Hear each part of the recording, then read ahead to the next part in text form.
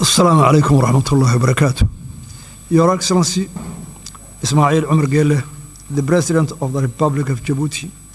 Your Excellency, Dr. Abiy Ahmed, the Prime Minister of Federal Democratic Republic of Ethiopia. Your Excellency, Mohammed Abdullahi Farmajo, President of Somalia. Your Excellency, Hassan Ali Khaireh, the Prime Minister of Somalia. Representatives of the chairperson of the African Union, if they are here. Your Excellency, Dr. Wargane Gebeyaho, the Executive Secretary of IGAD. Your Excellency, Donald Yamamoto, the U.S. Ambassador. Excellency, distinguished guests, ladies and gentlemen, all protocols observed, good afternoon. Mr. President and Chairman as well, first and foremost, let me say that it's a great pleasure to be here with you today and to participate the continuation of the dialogue between Somaliland and Somalia. Allow me to extend my sincere appreciation to the regional, continental, and international community for your presence here today to discuss a topic of great importance to the Horn of Africa.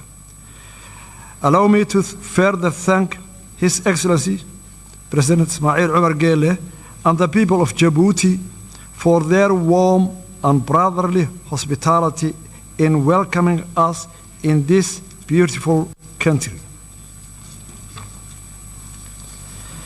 Though we may be separated by land and sea, nothing will diminish the important role you all play and will continue to play in your efforts to bring peace and stability to the African continent.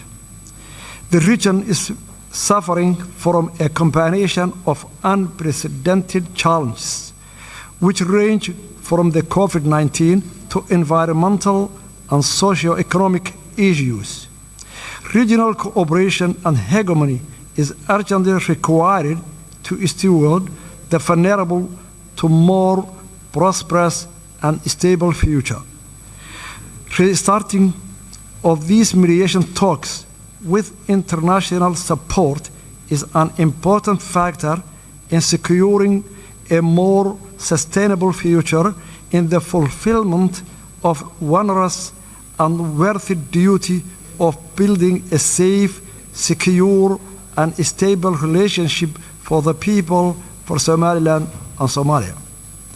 Excellencies, allow me to stress the current phase that we are entering is a crucial in shaping the future of the future bilateral relationship between our two neighboring countries, regional stability, and sustainable and prosperous future for the Horn of Africa. However daunting or important such a task is, I remain confident and optimistic that through our and your attention, commitment, hard work, and dedication, we will be able to contribute to the peace and security landscape across the continent of Africa. Excellencies, allow me to present a brief historical background on how we got to where we are today. Republic of Somaliland received its independence from the United Kingdom 26 June 1960. Notification of that independence was duly registered with the United Nations, and 35 countries recognized Somaliland. Somaliland voluntarily united with Somalia 1st July 1960 to form the Somali Republic. The union was not legally binding, as the Act of Union was never formally signed. Therefore, the unification effort fell short of the requirements mandated by domestic and international law. From the beginning, the union malfunctioned as Somaliland people were hugely oppressed. The people of Somaliland expressed their displeasure with the Union by overwhelming voting against the new constitution in the referendum held in 1961 and followed full-scale struggle against the Somali Republic. The result in the collapse of Somali Republic in 1991 and the restoration of the independence of the Republic of Somaliland 18 May 1991. Since restoring our independence, Somaliland, with its scarce resources and with limited international support, has embarked on a steady, incremental, and progressive agenda of conflict resolution, peace building, and state building, and established good governance and functioning government institutions. We conducted a constitutional referendum in which 97% of Somalilanders voted to support the constitution and the independence. Somaliland, during that period, has made rounds of multi-party free and fair elections, including 3 rounds of presidential elections, 2 rounds of local council elections, and a parliamentary election. Republic of Somaliland has created a conducive environment that enabled a thriving private sector and an inflow of international investment. Somaliland has played an important role in the peace and security of the region and has been a reliable partner in the fight against terrorism, piracy, human trafficking, money laundering, and other forms of organized crimes. Unfortunately, instead of appreciating all those efforts and contributions made by the Somaliland people for the last 30 years, Somalia was in a constant war against the development of Somaliland, economically, security, investment, and this deepened the mistrust and animosity between the two countries. Ever since Somaliland entered hastily into a voluntary union with Somalia, the Somaliland people has been at the receiving end of injustice, discrimination, and state-sponsored genocide at the hands of the Somali government. Evidence of the widespread war crimes committed against the people of Somaliland has been fully documented by the United Nations Special Rapporteur for Human Rights and forensic team from Physicians for Human Rights and Somaliland War Crime Commission. The acts of genocide perpetrated by the Siad Barre regime and are memorialized in more than 200 mass graves in our country. The mass graves, which are still being unearthed, will forever testify to the crimes against humanity committed by the government of Somalia against the people of Somaliland. Therefore, in approaching this present situation in Somaliland and Somalia, it's necessary to have a proper regard to the past and learn lessons from it. The legacy of the oppression against the people of Somaliland cannot be easily swept away. Rather, they must be acknowledged and taken into account when considering Somaliland people's rights to self-determination and independence. The case for Somaliland independence is not unique. This fact is also acknowledged by the African Union mission to Somaliland in 2005. That concluded the situation was sufficiently unique and self-justified in African political history, that the case should not be linked to the notion of Pandora's box.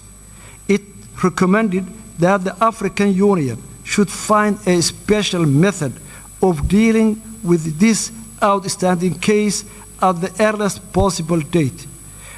Furthermore, the 2005 African Union Fact Mission to Somaliland reported that the plethora of problems confronting Somaliland are in part the legacy of political union with Somalia that malfunctioned and brought the destruction and ruin, thereby overburdening the population of Somaliland. Somaliland's claim to independence depends on part its circumstances, including the brief but legal period of independence in 1960. It claims to recognize international borders relating to that period, as can be summarized from the Somaliland's case, unique and demands unique solution. It does not create precedent for other unresolved conflicts in Africa or elsewhere. Somaliland's legal case for independence is the conformity with the international law. Somaliland satisfies the statehood criteria as set out in Montevideo Convention of 1933. Somaliland fulfills the conditions set out in Article 4P of the Constitutive Act of the African Union, which enshrines respect of borders existing on the achievement of independence, since Somaliland borders correspond to those received upon independence from the Great Britain. Somaliland is fully aware that the African context, the exercise of the right to self-determination is linked to the principle of respect for respecting boundaries. Somaliland's case for independence involves restoring borders of it possessed both as a colonial entity as an independent state. Between 1991 and 2000, the Organization of African Union considered to the break-up of two other unions. In 1989, Senegal opted to terminate its 7-year merger with Gambia as Senegambia Federation, and in 1993, Eritrea formally seceded from Ethiopia. Furthermore, in supporting the Comprehensive Peace Agreement signed in 2005 and subsequently independence of South Sudan and its admission to the African Union, the African Union has accepted the break-up of Southern Sudan. The International Court of Justice, in its legal opinion on Kosovo, declared in 10-4 vote that the declaration of independence of Kosovo of the 17th February 2008 did not violate general international law because the international law provides no prohibition on declaration of independence. Furthermore, the Arbitration Commission of Peace Conference to Yugoslavia produced a series of opinions on the validity of new states' claim to independence and conditions for recognition. The Commission determined inter alia the break-up of Yugoslavia was a case of dissolution rather than cession. Somaliland's pursuit of independence is not a case of cession, but rather dissolution of voluntary union between independent states. A number of African Union member states are also the product of failed union.